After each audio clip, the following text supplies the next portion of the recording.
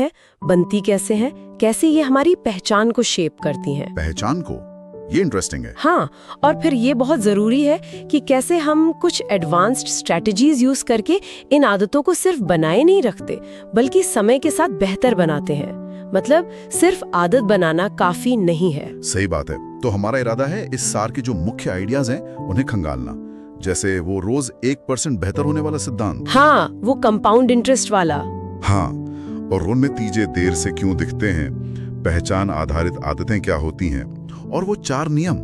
बिल्कुल, Q, craving, response, reward का loop, और फिर वो 4 नियम: स्पष्ट बनाओ, आकर्षक बनाओ, आसान बनाओ, संतोषजनक बनाओ। और साथ ही जैसा आपने कहा, हम उन एडवांस टैक्टिक्स पर भी बात करेंगे जो हमें आदतें बनाने के बाद भी इंप्रूव करने में मदद करती हैं। तो कहाँ से शुरू करें? चलिए सबसे बुनियादी लेकिन शायद सबसे पावरफुल आइडिया से शुरू करते हैं। रोजाना सिर्फ 1% बेहतर होना। हाँ, ये सुनने में बहुत मामूली सा लगता है ना, सिर्फ 1%, इससे क्या होगा? हाँ, पहली बार में यही लगता है। ज्यादातर लोग बड़े ड्रामेटिक चेंज चाहते हैं। बिल्कुल, रातों रात नतीजे। पर यहीं पर वो कंपाउंडिंग का मैजिक काम करता है। क्लियर इसे सेल्फ इम्प्रूवमेंट का कंपाउंड इंटरेस्ट कहते हैं। जैसे बैंक में छोटा सा ब्याज बढ़ते बढ़ते बड़ी रकम बन जाता है, वैसे ही रोज का ये 1% सुधार आपको साल भर में लगभग 37 गुना बेहतर बना सकता है। 37 गुना सिर्फ 1% रोज से? हाँ, और इसका उल्टा भी सच है। रोज 1% की गिरावट आपको लगभग 0 पर ले आएगी। तो ये दिखाता है कि छोटे लगातार काम कितने पावरफुल हो सकते हैं, अच्छे भी और बुरे भी। मतलब कंसिस्टेंसी ज्यादा जरूरी है इंटेंसिटी से। ये समझना बहुत जरूरी है, धीरे धीरे पर लगातार। लेकिन अक्सर होता ये है कि हम मेहनत कर रहे होते हैं पर रिजल्ट्स दिखते नहीं, और तब बहुत निराशा होती है। और यहीं पर clear plateau of latent potential की बात करते हैं, मतलब अव्यक्त क्षमता का पठार। Plateau of latent potential. हाँ, ये वो फेज होता है जब आप कोशिश तो कर रहे होते हैं पर प्रोग्रेस दिखती नहीं, लगता है कुछ हो ही नहीं रहा। हाँ, बिल्कुल फ्रस्ट्रेटिंग होता है। पर असल में अंदर ही अंदर बदलाव जमा हो रहा होता है। जैसे वो बर्फ का उदाहरण देते हैं। मान लीजिए बर्फ -10 डिग्री पर है, आप उसे गर्म करना शुरू करते हैं, -5, -2, 0। इस दौरान कुछ होता हुआ दिखता नहीं, बर्फ तो बर्फ ही है। पर जैसे ही वो 0 डिग्री पर पहुंचती है, पिघलना शुरू हो जाती है। तो वो जो पिघलना है वो अचानक नहीं हुआ, वो पहले की सारी गर्मी जमा होने का नतीजा है जो दिख नहीं रही थी। अच्छा, तो ये पठार असल में प्रोग्रेस का हिस्सा है, न कि उसकी कमी का संकेत। ये जानना तो बहुत राहत देता है। शायद ज्यादातर लोग इसी पठार पर हिम्मत हार जाते होंगे। बिल्कुल, धैर्य और ये विश्वास कि मेहनत बेकार नहीं जा रही, ये जरूरी है इस पठार को पार करने के लिए। सही बात है। अब आते हैं एक और बहुत महत्वपूर्ण विचार पर, पहचान आधारित आदतें, identity based habits. Identity based, इसका क्या मतलब है? बदलाव के तो शायद 3 लेवल होते हैं। हाँ, क्लियर बताते हैं, 3 स्तर। पहला है परिणाम, आउटकम, आप क्या हासिल करना चाहते हैं। दूसरा है प्रक्रिया, प्रोसेस, आप क्या करते हैं। और तीसरा सबसे गहरा स्तर है पहचान, आइडेंटिटी, आप अपने बारे में क्या मानते हैं। और ज्यादातर लोग कहां से शुरू करते हैं? परिणाम से। जैसे मुझे वजन कम करना है। हाँ, ज्यादातर लोग परिणाम या फिर प्रक्रिया से शुरू करते हैं। जैसे मुझे हफ्ते में 3 दिन जिम जाना है। लेकिन क्लियर कहते हैं कि सबसे टिकाऊ बदलाव पहचान के स्तर पर होता है। लेकिन अपनी पहचान बदलना, ये तो बहुत बड़ा और मुश्किल काम लगता है। मतलब मैं एक फिट इंसान हूँ, ये सोचना मैं फिट बनना चाहता हूँ, उसे कैसे अलग है और कैसे ज्यादा असरदार है। ये सुनने में बड़ा जरूर लगता है, पर क्लियर इसे छोटे रोजमर्रा के एक्शन से जोड़ते हैं। देखिए, पहचान बदलने का मतलब है अपने बारे में अपनी धारणा बदलना। तो मैं वजन कम करना चाहता हूँ, एक लक्ष्य है, लेकिन मैं एक स्वस्थ और फिट इंसान हूँ, ये एक पहचान है। ठीक है। अब आप खुद से पूछिए, एक फिट इंसान क्या करता है? वो शायद लिफ्ट की जगह सीढ़ियां लेगा, है ना? हाँ। शायद खाने में हेल्दी चॉइस करेगा, रेगुलर एक्सरसाइज करेगा। तो आपकी हर छोटी आदत, हर छोटा चुनाव आपकी उस नई पहचान के पक्ष में एक वोट डालने जैसा है। एक वोट? अच्छा। हाँ, आप जितने ज्यादा वोट डालेंगे उतनी ही मजबूती से आप उस पहचान को अपनाते जाएंगे। तो ये ऊपर से नीचे का बदलाव नहीं है, बल्कि नीचे से ऊपर का है। आपकी आदतें धीरे धीरे आपकी पहचान बनाती हैं। ये वाकई सोचने का एक अलग तरीका है। जैसे अगर कोई रीडर बनना चाहता है तो रोज सिर्फ एक पेज पढ़ना भी उस रीडर वाली पहचान के लिए एक वोट हो गया। सही पकड़ा, बिल्कुल यही। और ये आदतें बनती कैसे हैं? इसके लिए वो हैबिट लूप है। हाँ, हैबिट लूप। संकेत, इच्छा, प्रतिक्रिया, इनाम। Q, craving, response, reward. हाँ, कोई संकेत मिलता है, जैसे फोन पर नोटिफिकेशन आया, क्यू, उससे इच्छा होती है, देखूं क्या है, क्रेविंग, हम फोन उठाते हैं, रिस्पॉन्स, और थोड़ी देर के लिए डिस्ट्रैक्शन या जानकारी मिलती है, रिवॉर्ड। ये लूप चलता रहता है। और इसी लूप को समझकर हम आदतें बदल सकते हैं, जिसके लिए वो 4 नियम हैं। पहला नियम, इसे स्पष्ट बनाओ, मेक इट ऑब्वियस। इसका क्या मतलब हुआ प्रैक्टिकली? इसका मतलब है अच्छी आदत की क्यू यानी संकेत को बिल्कुल सामने साफ साफ रखना। जैसे अगर सुबह दौड़ना है तो रात को ही जूते दरवाजे के पास रख दो। हाँ, ताकि सुबह उठते ही नजर पड़ जाए। एग्जैक्टली, ये एक विजुअल क्यू है, अनदेखा करना मुश्किल। और बुरी आदतों के लिए ठीक उल्टा, उनके क्यू को छुपा दो, हटा दो। जैसे जंक फूड को किचन में पीछे कहीं रख दो, नजर ना आए। ठीक है, ये समझ आया, सिंपल है। दूसरा नियम, इसे आकर्षक बनाओ, मेक इट अट्रैक्टिव। आदत को आकर्षक कैसे बनाएं? कोई बोरिंग आदत है तो यहाँ टेम्पटेशन बंडलिंग जैसी टेक्निक काम आती है। टेम्पटेशन बंडलिंग, ये क्या है? आप एक ऐसा काम जो आप करना चाहते हैं, जैसे अपना फेवरेट शो देखना, उसे उस आदत के साथ जोड़ देते हैं जो आपको करनी चाहिए, जैसे ट्रेडमिल पर वॉक करना। अच्छा, तो नियम बना लें कि मैं अपना फेवरेट शो सिर्फ तभी देखूंगा जब मैं ट्रेडमिल पर हूँ। इससे ट्रेडमिल पर जाना थोड़ा ज्यादा आकर्षक लगने लगता है। ये बढ़िया है। मतलब जरूरी काम को मजेदार काम से जोड़ दो और बुरी आदतों को अनाकर्षक बनाना है। हाँ, उनके नेगेटिव परिणामों पर फोकस करके। ठीक है, तीसरा नियम, इसे आसान बनाओ, मेक इट इजी। यहाँ पर वो 2 मिनट वाला रूल आता है ना? हाँ, 2 मिनट रूल, ये बहुत पावरफुल है। ये कहता है कि कोई भी नई आदत शुरू करते समय उसे इतना आसान बना दो कि 2 मिनट से ज्यादा ना लगे। सिर्फ 2 मिनट? हाँ, जैसे रोज रात को 1 घंटा पढ़ूंगा की बजाय शुरू करो रोज रात को 1 पेज पढ़ूंगा। अच्छा। रोज योगा करूंगा की बजाय अपना योगा मैट बिछाऊंगा। मकसद सिर्फ शुरू करना है। अक्सर सबसे बड़ी रुकावट शुरुआत में ही आती है। बात तो सही है, एक बार शुरू कर दो तो शायद आगे करना आसान हो जाए। बिल्कुल। और बुरी आदतों के लिए उन्हें मुश्किल बना दो। जैसे अगर टीवी ज्यादा देखते हो तो हर बार देखने के बाद रिमोट बैटरी निकालकर कहीं और रख दो। अगली बार देखने के लिए थोड़ी मेहनत लगेगी। हाँ, ये तो है। सिर्फ 2 मिनट ये किसी भी बहाने को खत्म कर देता है। और चौथा नियम, इसे संतोषजनक बनाओ, मेक इट सैटिस्फाइंग। पर अच्छी आदतों का संतोष तो अक्सर देर से मिलता है। सही कहा। इंसान का दिमाग तुरंत मिलने वाले रिवॉर्ड पर ज्यादा ध्यान देता है। अच्छी आदतों का पे ऑफ अक्सर लेट होता है, सेहत, ज्ञान वगैरह। तो हमें उन्हें तुरंत संतोषजनक बनाने का तरीका ढूंढना होगा। कैसे? हैबिट ट्रैकिंग एक अच्छा तरीका है। एक कैलेंडर लें, हर बार जब आप अपनी आदत पूरी करें, पानी पिया, एक्सरसाइज की, 1 पेज पढ़ा, तो उस दिन पर एक क्रॉस लगा दें। अच्छा, वो चेन बनाने वाला सिस्टम। हाँ, वो क्रॉस लगाना, वो लगातार बनती हुई चेन देखना, ये अपने आप में एक छोटा सा तुरंत मिलने वाला संतोष है। ये आपको मोटिवेटेड रखता है। Don't break the chain. और बुरी आदत के लिए? उसे तुरंत असंतोषजनक बनाना होगा। हाँ, जैसे अगर पैसे बचाना चाहते हैं तो किसी दोस्त के साथ अकाउंटेबिलिटी पार्टनर बन जाएं। जब भी फिजूल खर्ची करें तो उसे 100 रुपए देने पड़े, तुरंत जेब पर असर पड़ेगा। ये दिलचस्प है। तो ये चारों नियम स्पष्ट, आकर्षक, आसान, संतोषजनक, ये एक फ्रेमवर्क देते हैं आदत बनाने या तोड़ने के लिए। ये तो हुई बुनियादी बातें, लेकिन किताब में कुछ एडवांस्ड रणनीतियों की भी बात है। हाँ, अब उन पर आते हैं। ये उनके लिए हैं जो अपनी आदतों को नेक्स्ट लेवल पर ले जाना चाहते हैं। एक इंटरेस्टिंग डिस्कशन है टैलेंट वर्सेस हैबिट्स पर। हाँ, ये हमेशा बहस का मुद्दा रहता है।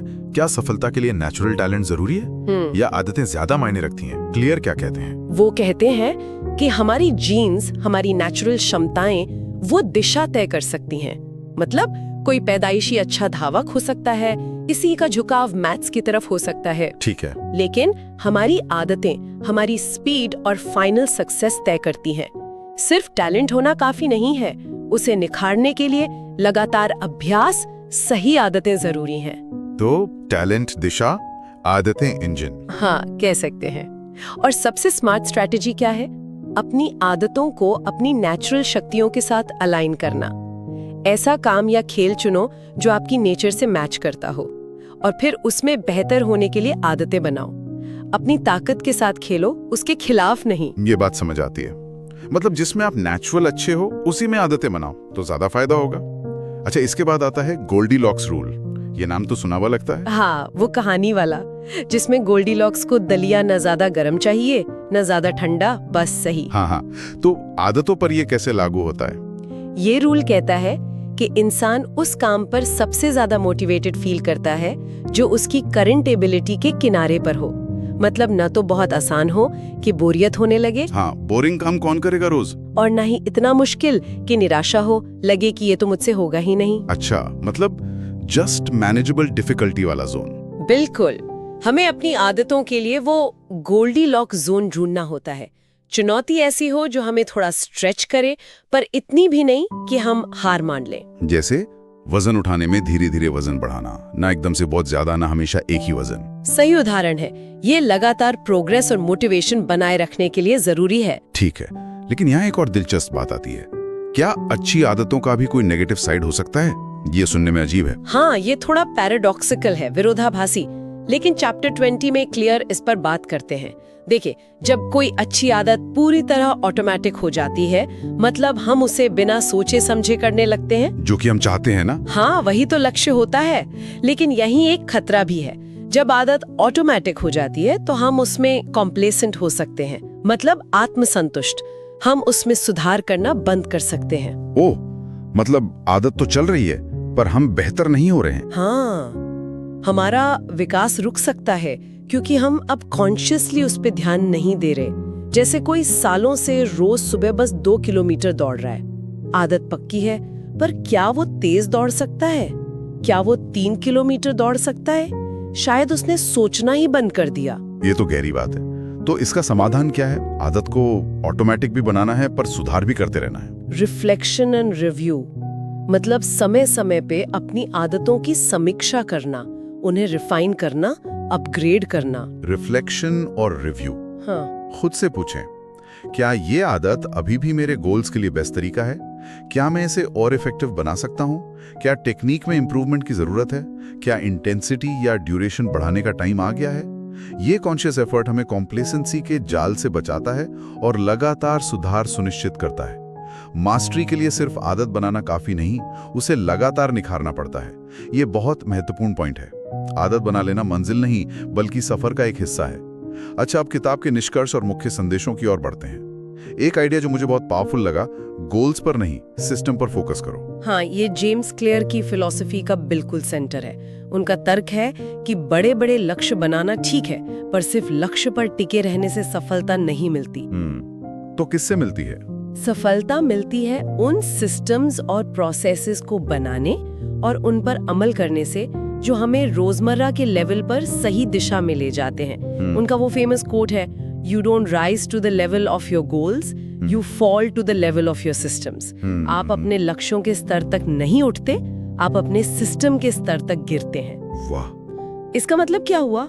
इसका मतलब है कि अगर आपका सिस्टम यानी आपकी आदतें, आपकी रूटीन, आपका माहौल कमजोर है, तो मुश्किल वक्त में या जब मोटिवेशन कम होगा, आप उसी कमजोर लेवल पर वापस आ जाओगे, चाहे गोल कितना भी बड़ा क्यों ना हो। लेकिन अगर आपका सिस्टम मजबूत है तो वो आपको संभाले रखेगा, आपको ट्रैक पर रखेगा, तब भी जब इच्छा शक्ति कमजोर पड़ रही हो। पर क्या इसका मतलब ये है कि लक्ष्य जरूरी नहीं है? नहीं, ऐसा नहीं। लक्ष्य डायरेक्शन तय करने के लिए जरूरी है। वो बताते हैं कि जाना कहाँ है, लेकिन सिस्टम वो इंजन है जो आपको रोज उस दिशा में आगे बढ़ाता है। अच्छा, लक्ष्य एक बार तय होता है, पर सिस्टम पर रोज काम करना होता है। इसलिए क्लियर कहते हैं कि अपना ज्यादातर ध्यान और एनर्जी अपने सिस्टम को बनाने और उसे बेहतर बनाने में लगाओ। अगर सिस्टम अच्छा है तो नतीजे अपने आप आएंगे। समझ गया। लक्ष्य मंजिल है, सिस्टम रास्ता और गाड़ी। हमें गाड़ी चलाने और रास्ते पर ध्यान देना है। और ये सब वापस उसी मूल विचार पर आता है कि छोटे एटॉमिक बदलाव ही मिलकर बड़े परिणाम लाते हैं, खासकर जब वो हमारी पहचान बदलें। बिल्कुल, और ये प्रिंसिपल्स सिर्फ पर्सनल लाइफ तक ही सीमित नहीं है। किताब के अपेंडिक्स में लेखक बताते हैं कि ये चारों नियम स्पष्ट, आकर्षक, आसान, संतोषजनक जीवन के लगभग हर एरिया में लागू हो सकते हैं। हाँ, मैंने देखा था, जैसे बिजनेस में टीम कल्चर बनाने के लिए, हाँ, या पेरेंटिंग में बच्चों में अच्छी आदतें डालने के लिए। पेरेंटिंग का कोई उदाहरण दे सकती हैं आप? कैसे लागू होंगे ये नियम? जरूर। मान लीजिए आप चाहते हैं कि आपका बच्चा ज्यादा सब्जियां खाए। नियम 1 स्पष्ट, सब्जियों को फ्रिज में सामने रखें, आसानी से दिखें। नियम 2 आकर्षक, सब्जियों को मजेदार शेप में काटें या उनकी फेवरेट डिप के साथ दें। हाँ, बच्चों को प्रेजेंटेशन अच्छा लगता है। बिल्कुल। नियम 3 आसान, खाने के टाइम हमेशा थोड़ी सब्जी प्लेट में रखें, चाहे खाएं या ना खाएं। उपलब्धता आसान हो। नियम 4 संतोषजनक, जब वो खाएं तो सच्ची तारीफ करें या कोई छोटा स्टिकर दें। इसी तरह बुरी आदतों के लिए उल्टा करें। ये बहुत प्रैक्टिकल है, दिखाता है कि ये नियम कितने फ्लेक्सिबल हैं। अपेंडिक्स में और क्या खास था? अपेंडिक्स में little lessons from the 4 laws नाम से एक सेक्शन भी है। ये पूरी किताब के मुख्य विचारों का एक बहुत ही संक्षिप्त और पावरफुल सारांश है। रिवीजन के लिए बहुत अच्छा है। अच्छा, तो अगर हम इस पूरी चर्चा के सबसे जरूरी टेकअवेज को समेटें तो वो क्या होंगे? पहला, रोज 1% सुधार की ताकत को कभी कम ना आके, कंसिस्टेंसी इज की। दूसरा, सबसे टिकाऊ आदतें पहचान आधारित होती हैं। पहले तय करें कि आप कौन बनना चाहते हैं, फिर छोटी आदतों से उस पहचान को मजबूत करें। हर आदत एक वोट है। तीसरा, वो 4 नियम अच्छी आदतों को स्पष्ट, आकर्षक, आसान, संतोषजनक बनाएं और बुरी आदतों के लिए उल्टा करें। हाँ, और चौथा, लक्ष्यों से ज्यादा अपने सिस्टम पर फोकस करें। सिस्टम ही प्रोग्रेस ड्राइव करते हैं। और 5वां, जो हमने बाद में डिस्कस किया, अच्छी आदतें बनने के बाद भी कंप्लेसेंट ना हो, नियमित रूप से रिव्यू करें और इम्प्रूव करते रहें। संक्षेप में, ये छोटे कदम पहचान में बदलाव, मजबूत सिस्टम और लगातार सीखते रहने का एक मिला-जुला नजरिया है। बहुत बढ़िया। तो आज हमने एटॉमिक हैबिट्स के सार को सिर्फ पढ़ा नहीं, बल्कि उसकी गहराइयों में उतर कर देखा कि कैसे छोटे लगातार प्रयास वाकई बड़े बदलाव ला सकते हैं। हाँ, खासकर तब जब वो हमारी पहचान से जुड़े हों। हमने उन बुनियादी नियमों को समझा जो आदतें बनाने और तोड़ने में मदद करते हैं, और फिर उन एडवांस्ड रणनीतियों पर भी बात की जो हमें आगे बढ़ने में मदद करती हैं, जैसे अपनी नेचुरल टैलेंट के साथ काम करना, गोल्डीलॉक्स जोन में रहना, और यहाँ तक कि अच्छी आदतों के ऑटोमेटिक होने के संभावित नुकसान से भी बचना। और ये सारी चर्चा हमें एक सोचने वाले सवाल पर छोड़ जाती है। क्या है वो? जब कोई आदत पूरी तरह ऑटोमेटिक हो जाती है, जब हम उसे बिना सोचे समझे करने लगते हैं, जो अक्सर हमारा लक्ष्य होता है, तो क्या हमने वाकई उसमें मास्टरी हासिल कर ली है, या ये सिर्फ उस आदत के लाइफ साइकिल का एक फेज है? अच्छा सवाल है। शायद असली चुनौती सिर्फ आदत बनाने और ऑटोमेटिक करने में नहीं है। शायद असली और ज्यादा गहरी चुनौती उन्हें कॉन्शियसली इवॉल्व करते रहने में है। ये पक्का करने में कि हमारी आदतें सिर्फ अतीत की परछाई ना हो, बल्कि भविष्य के हमारे उस बेहतर वर्जन के साथ लगातार कदम मिलाती रहें जो हम बनना चाहते हैं। तो ये एक न खत्म होने वाली यात्रा है। शायद एक निरंतर आत्म जागरूकता, समीक्षा और सुधार की यात्रा।